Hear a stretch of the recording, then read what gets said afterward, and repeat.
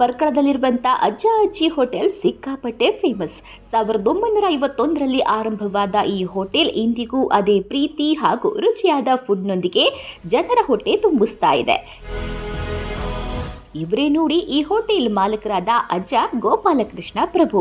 ತನ್ನ ಮಡದಿಯೊಂದಿಗೆ ಈ ಹೋಟೆಲ್ ನಡೆಸ್ತಾರೆ. ದಿನ ಬೆಳಿಗ್ಗೆ ಎದ್ದು ಅಜ್ಜ ಅಜ್ಜಿ ಸೇರ್ಕೊಂಡು ಅಡುಗೆ ಮಾಡ್ತಾರೆ.